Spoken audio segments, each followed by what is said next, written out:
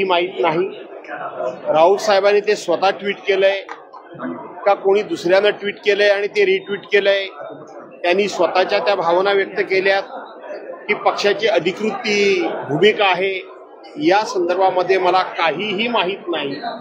आज आमची दुपारी नेहमीप्रमाणे नेते लोकांची बैठक आहे, त्याच्यामध्ये मी राऊत साहेबांना विचारेन आणि त्याच वेळेला मी अधिकृतपणे बोलू शकेन, अन्यथा मला या विषयावर अधिकृतपणे बोलता येणार नाही। त्यामध्ये त्यांनी असं उल्लेख केला आहे की वाजत गाजत गुलाल उधळ सर्व मराठी जणांनी वरळी डोंबिवलीत सहभागी व्हा आणि खाली आपले नम्र राज ठाकरे आणि उद्धव ठाकरे यांचा नावाचा उल्लेख देखील आहे। वरळी डोम इथे सहभागी व्हा, तारीख वार 5 जुलै 2025। मग त्याचा अर्थ त्या एकीकरणाचा आहे की परवांच्या मराठी जो मनाचा मराठी भाषेचा मराठी माणसाचा जी जबरदस्तीने हिंदी लादली जात होती त्याच्या विरोधात जी काही मराठी माणसांनी भूमिका घेतली त्याचा विजयोत्सव आहे, हे स्पष्टीकरण झालं पाहिजे। त्याचा विजयोत्सव वेगळा आणि दोन भाऊ त्या दिवशी एकत्र येत आहेत हे तुम्ही सांगताय, हा विषय वेगळा। त्यामुळे हा अत्यंत संवेदनशील विषय आहे, हा अत्यंत नाजूक विषय आहे।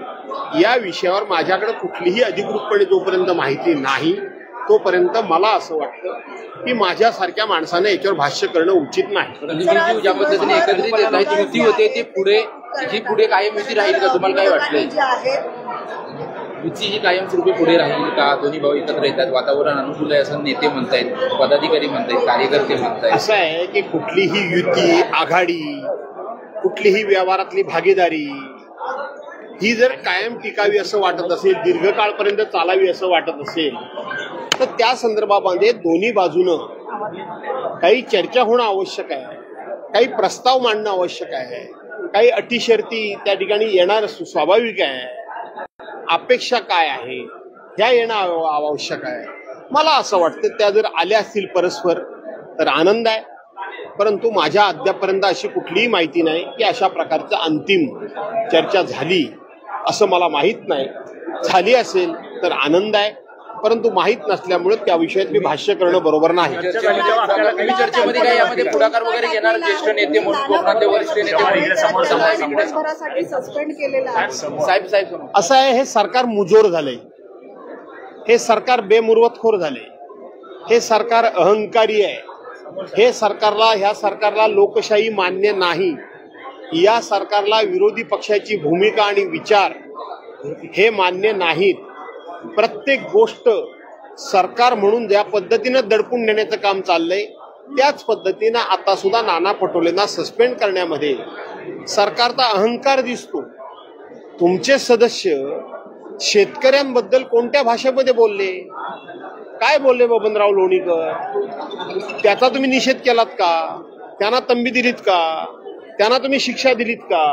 परंतु आज कृषी दिन आहे, शेतकरी दिन आहे, त्या दिवशी हा प्रश्न सभागृहात जर आम्ही उपस्थित केला तर आमच्या एका सहकार्यांना नाना पटोलेंना तुम्ही दिवसभराकरता निलंबित करता, याचा अर्थ तुम्ही शेतकऱ्यांचा अपमान करता, याचा अर्थ तुम्ही शेतकऱ्यांच्या भावना निलंबित करता, याचा अर्थ तुम्ही शेतकऱ्याचा अपमान मान्य करता, जणू काही तुमच्या पक्षाचीच लाईन आहे असा त्याचा अर्थ होतो। जाहीरपणे सभागृहात उठून दिलगिरी व्यक्त केली असती शेतकऱ्यांची, आमची नव्हे, परंतु ते करायचं नाही आणि ज्यांनी प्रश्न उपस्थित केले त्यांनाच तुम्ही निलंबित करणार। त्याचा अर्थ हे सरकार हे जरी शेतकऱ्यांनी निवडून दिलं असलं तरी शेतकऱ्यांच्या हिताचं सरकार नाही, हे स्पष्ट झालं। राजदंडाला त्यांनी हात लावल्याचं म्हटलं जातं, जो माजी अध्यक्ष सुद्धा राहिले नाना पटोले, आणि त्यामुळे निलंबिताची जी काही कारवाई असेल ती होताना पाहिजे। नाना जे वरती डायसवर गेले असे अनेक वेळेला अनेक जण जातात, परंतु मी काय नाना पटोलेंनी राजदंडाला हात लावलेला मी स्वतः पाहिलेला नाही। मला असं वाटतं शेवटी त्या ठिकाणी कॅमेरे चालू असतात, लावला असेल तर दिसेल, नसला लावला तरी दिसेल, परंतु राजदंडाला हात लावलेला मी पाहिलेला नाही।